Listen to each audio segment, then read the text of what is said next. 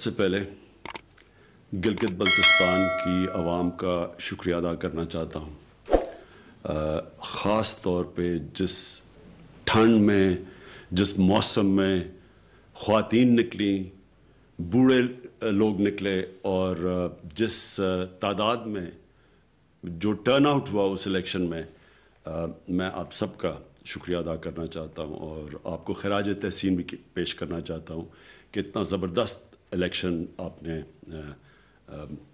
کوئی اس میں ایک دو ہوں گے مسئلے، لیکن زیادہ تر ایک بڑا، جو بھی آبزرو کر رہے تھے سب نے کہا کہ بڑا شاندار الیکشن ہوا۔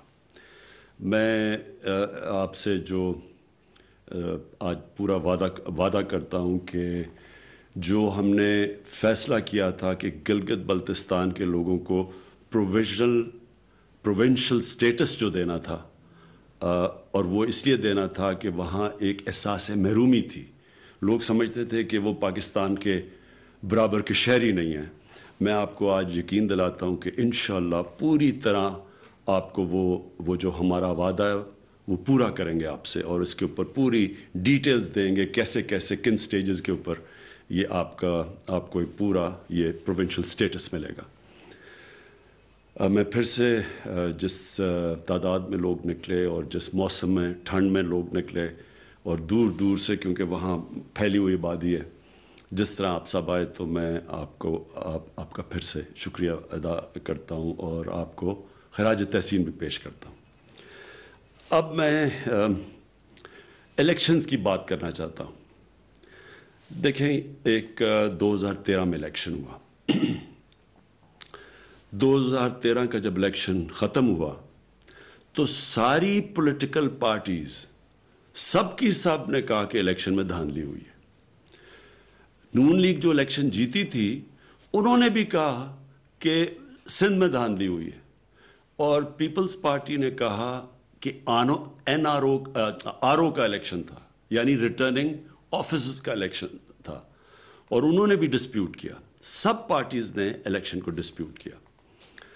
ہم تحریک انصاف نے اس الیکشن کے بعد ہم نے کہا ہم 4 حلقے، صرف جو 100 تقریباً 33 پٹیشنز تھیں۔ پٹیشنز کا مطلب یہ ذرا میں آپ کو سمجھا دوں۔ جب الیکشن ختم ہو جاتا ہے تو جو سمجھتا ہے کہ الیکشن میں دھاندلی ہوئی یا الیکشن میں بے ضابطگیاں ہوئیں، تو وہ پھر پٹیشن دائر کرتے ہیں الیکشن کمیشن کے پاس کہ وہ چاہتے ہیں کہ الیکشن کو پھر سے کھولا جائے۔ تو 2013 میں 133 لوگوں نے کہا کہ الیکشن میں بے ضابطگیاں یا دھاندلی ہوئی، اور ان میں سے ہم نے کہا، تحریک انصاف نے، اور یہ نیشنل اسمبلی کی میں بات کر رہا ہوں، کہ صرف 4 حلقوں کو کھول دیں۔ ہم نے کہا یہ 4 حلقے کھول دیں، اور میں آج اس لیے آپ کے سامنے رکھ رہا ہوں کہ ہم نے کیوں کہا کہ 4 حلقے کھول دو، کیونکہ 4 حلقے سے گورنمنٹ تو نہیں بننے لگی تھی۔ ہم کوئی 4 حلقے سے کے بعد تحریک انصاف تو اقتدار میں نہیں آنے لگی تھی۔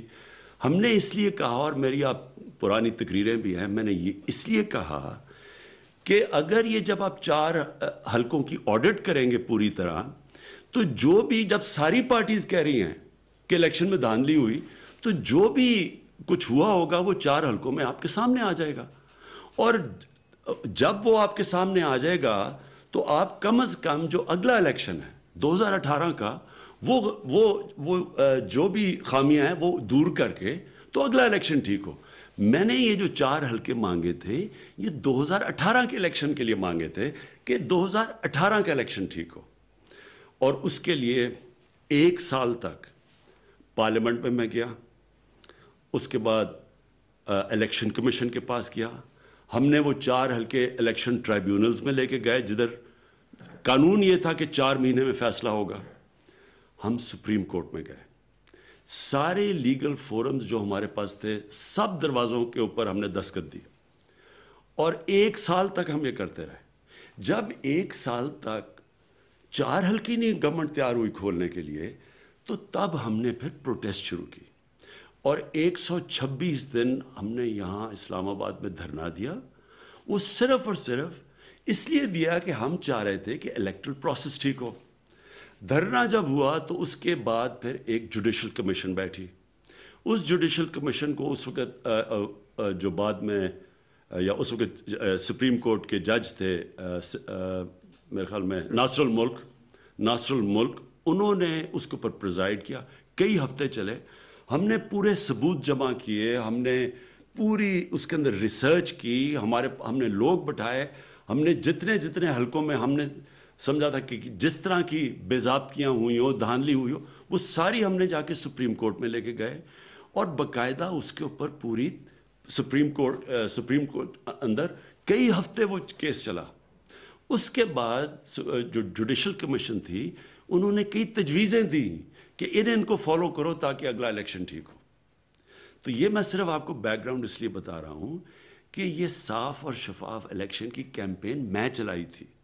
میرا مقصد یہ تھا کہ پاکستان میں جب الیکشنز ہوں تو جو ہارے وہ بھی مان جائے کہ ہم ہار گئے ہیں، اور یعنی یہ نہ ہو کہ 1970 کے بعد 1970 کا جو ایک الیکشن ہوا تھا، جب جو ہارا تھا وہ مان گیا کہ ہار مانے.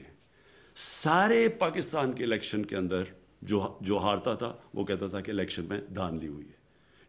اور 1977 میں ملک کے الیکشن کے بعد پوری تحریک چلی، کئی لوگوں کی جانیں گئیں، اور اس کے بعد ہی اس تحریک کے اوپر جو کہ بڑا انتشار پھیلا ملک میں، اس کے بعد مارشل لاء آیا. تو میں نے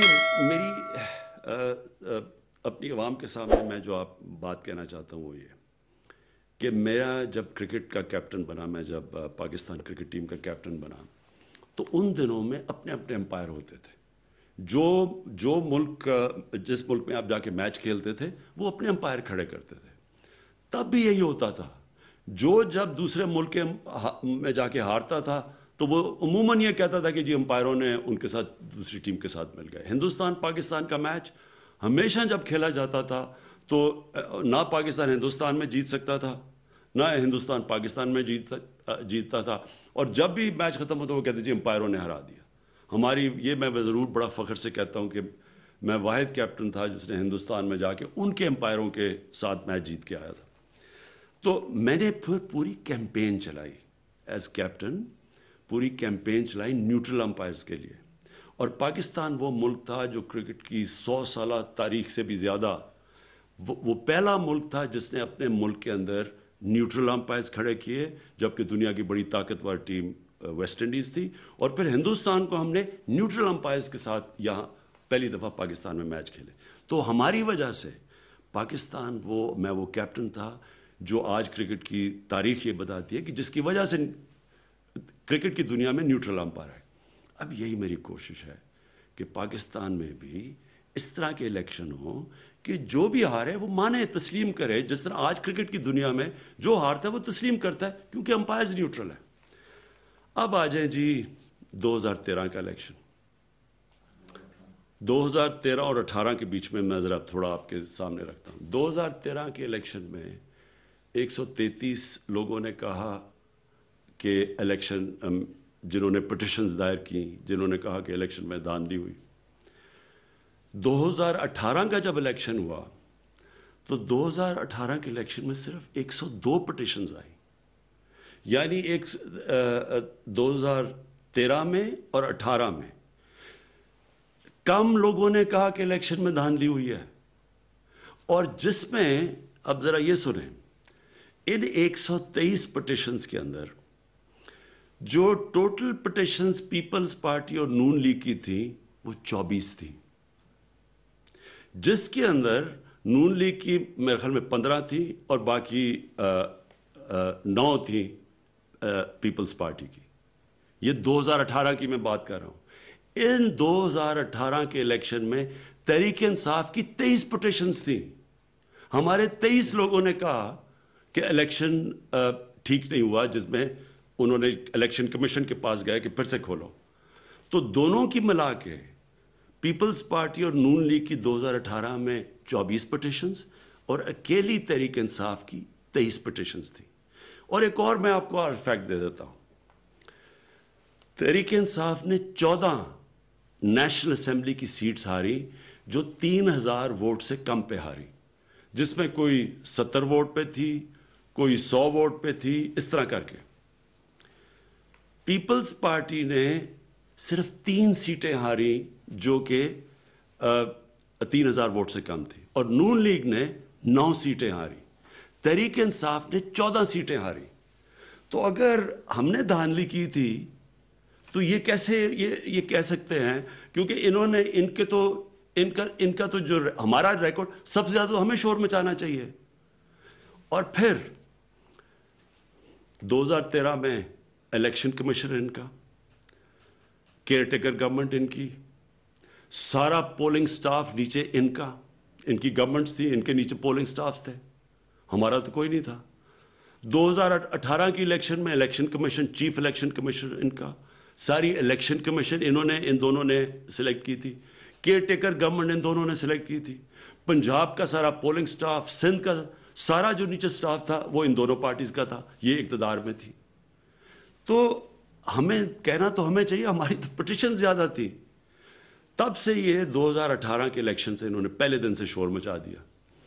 ہم نے جب 2013 کا الیکشن تھا 4 سیٹیں مانگی تو ہم ان کو کہتے رہے کہ آپ 133 میں سے صرف 4 کھول دیں, نہیں کھولی انہوں نے. جب وہ 4 سیٹیں کھلی اور ہمیں عدالت میں جا کے کھلوانی پڑی, چاروں میں دھاندلی تھی. انہوں نے ہمیں 2018 میں کہا کہ جناب الیکشن میں دھاندلی ہے, پہلے دن اسمبلی میں انہوں نے شور مچا دیا. پہلے دن میں نے کہا کہ ہم تیار ہیں الیکشن کھولنے کے لیے. پرویز خٹک کے نیچے کمیٹی بنی, پہلی کمیٹی میں ان کے لوگ آئے, اس کے بعد اس کمیٹی میں ان کے لوگ ہی نہیں آئے. وہ پرویز خٹک کمیٹی میٹنگ کراتے تھے کہ جی بتائیں کدھر دھاندلی, اس کے بعد ان کے لوگ ہی نہیں آئے. یہ ان کی سیریسنس تھی 2018 میں. صرف اور جب پٹیشنز ہی انہوں نے ٹوٹل 24 کی ہے تو انہوں نے الیکشن کیسے جیتنا تھا, سلیکٹ کیسے ہونا تھا.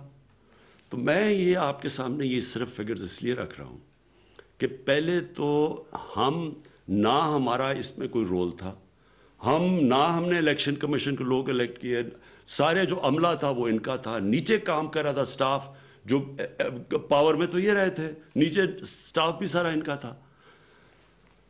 اور اب میں اب سب کے سامنے جو جس وجہ سے میں نے آج یہ آپ کے سامنے میڈیا ٹاک کر رہا ہوں, ایک تو میں نے گلگت بلتستان کے لوگوں کا شکریہ ادا کرنا تھا. جو اصل میں نے اب بات کہنی تھی کہ اب میں بھی چاہتا ہوں کہ پاکستان میں وہ اب ایک ایسا تاثر ہو کہ اگلا الیکشن جو ہو, اور ابھی آزاد کشمیر کا بھی الیکشن آ رہا ہے, یہ سینٹ کا الیکشن آ رہا ہے, یہ اب ایسا ہو کہ جو بھی ہارے وہ ہار تسلیم کرے.